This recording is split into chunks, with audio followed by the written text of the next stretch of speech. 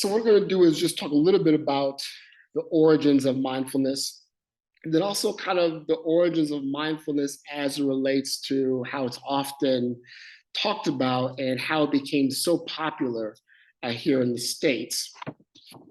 And then I'm going to talk about a particular practice that we'll be using over the next few weeks. It's a practice called RAIN.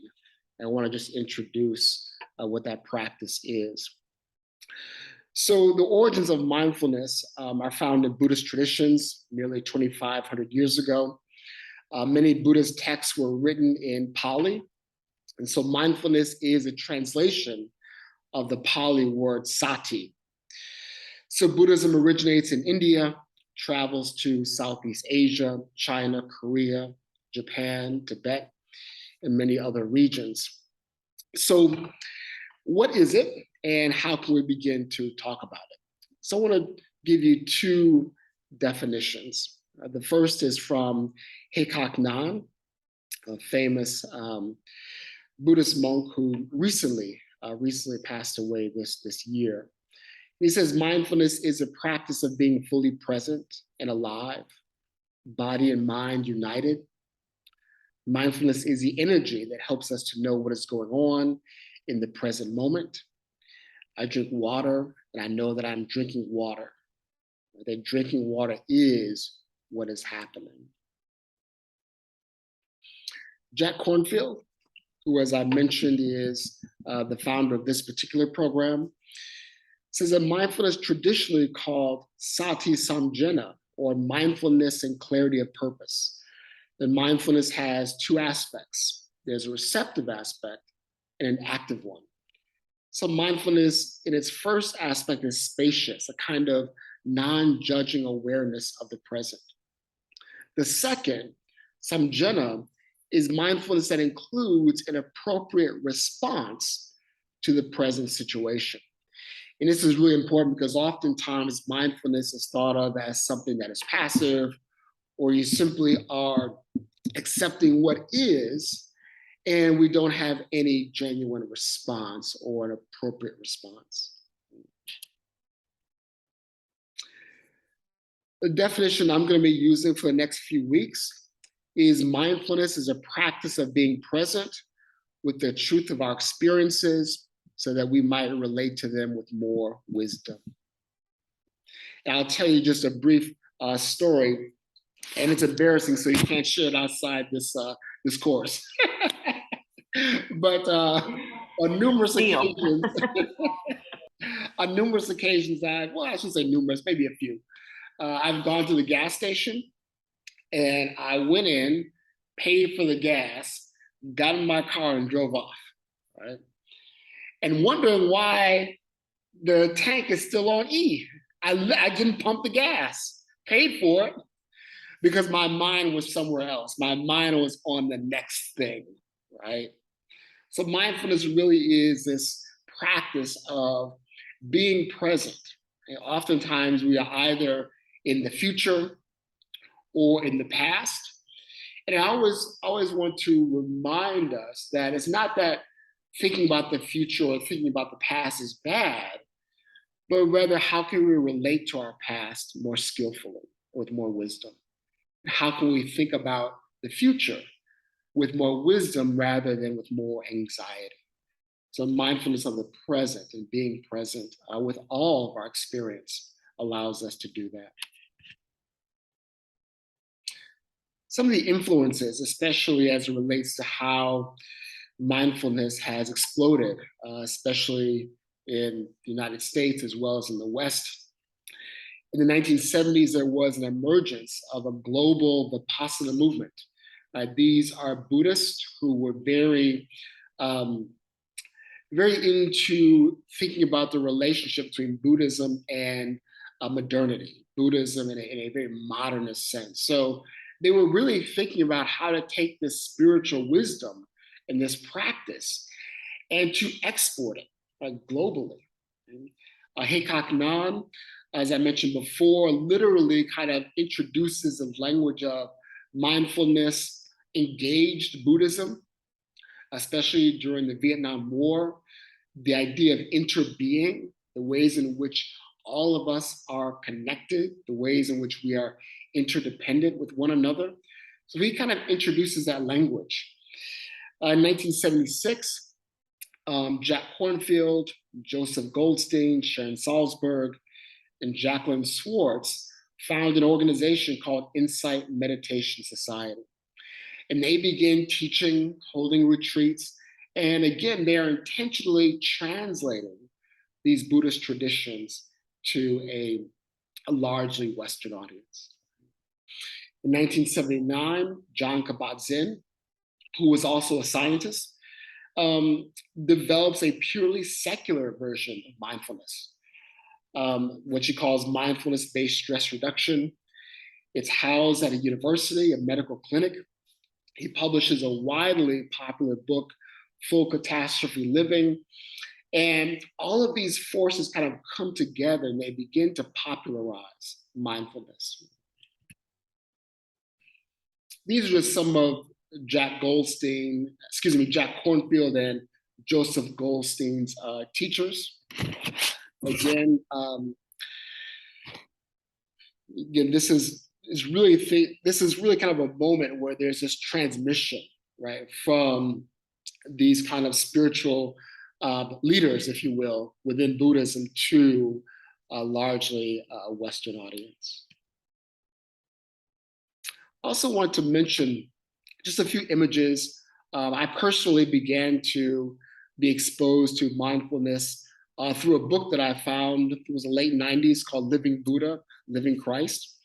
And it really just kind of opened my awareness to these connections between my own spiritual tradition. I grew up in the Black Baptist Church and thinking about Buddhism. And it was really kind of eye-opening for me. Hickok Nan was very close with Martin Luther King Jr. They both thought of themselves as building the beloved community. And also, too, there's a long history of engagement with these traditions from the tradition of Black music, in particular jazz. So John Coltrane, whose album, A Love Supreme, he says that the whole album came to him in meditation. Herbie Hancock and Sonny Rollins and a lot of these artists were really influenced by this cultural exchange with Eastern traditions.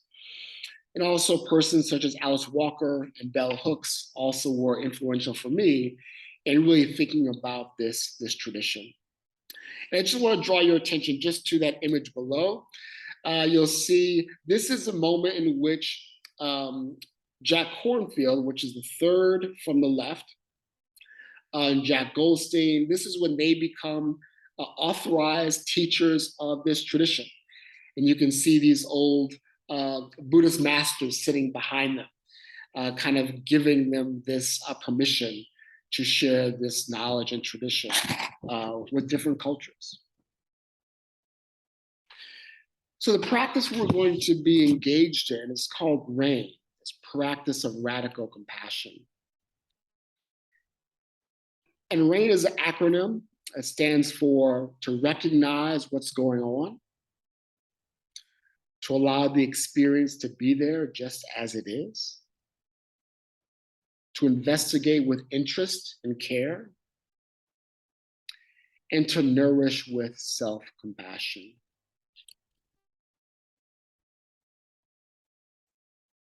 So to recognize, oh, good.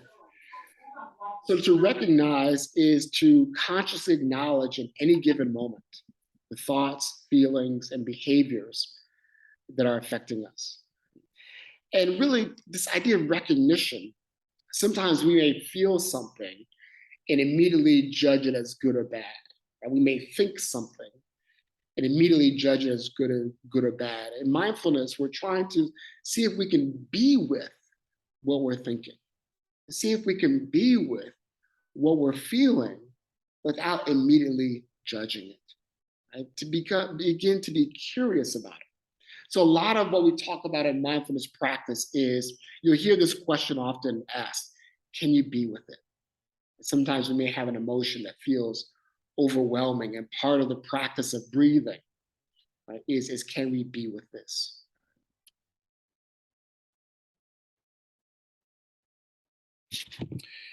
In a very similar way, allowing means letting these thoughts, emotions, and feelings affect us.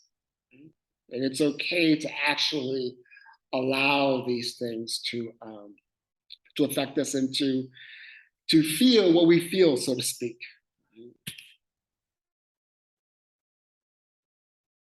But we also want to investigate it. We want to be curious about what we're thinking and feeling. And we want to ask ourselves, what is it that's asking for our attention? Why are these thoughts or feelings coming up? Where am I experiencing this in my body? What does this vulnerable place want from me? So cultivating curiosity with non-judgment and kindness helps to create an attitude that allows us to honestly connect with our emotions. So again, we're not trying to judge them or to suppress them, but to become curious and to investigate and to say what's happening right now, what's happening with me. One of the things too that often we talk about is that we live in a broader culture um, that in many ways often and relentlessly wants us to numb what we're feeling. We're asked to distract us from our feelings in all kinds of different ways.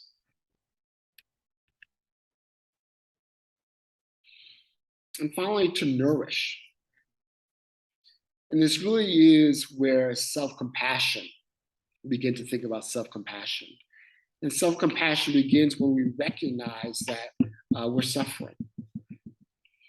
And so to allow the experience to be there as it is, to investigate it with interest and care, and to really say to ourselves, one of the ways in which I like to think about self compassion, there's a mantra that I like. And the mantra is simply this: it is to say to ourselves, you're worth keeping. And whatever it is that we're feeling, whatever it is that we're thinking, part of self compassion is this mantra that I'm worth keeping. And so, one of the ways that mindfulness, as I think about mindfulness, is it's a practice of spiritual freedom.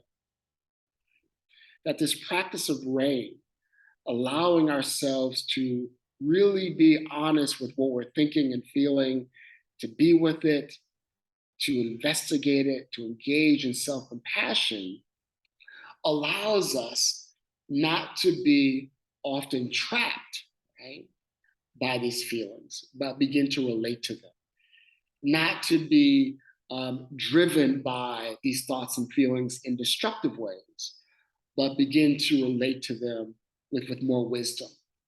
So it really is this practice of freedom. And I love this quote by James Baldwin that says, not everything that is faced can be changed, but nothing can be changed until it is faced. And that's really, in many ways, the heart of mindfulness practice, right? To come to terms with what is truly there, the reality. Sometimes in Buddhist circles and in mindfulness circles, you'll hear 10,000 joys and 10,000 sorrows, that we want to be present with all of it.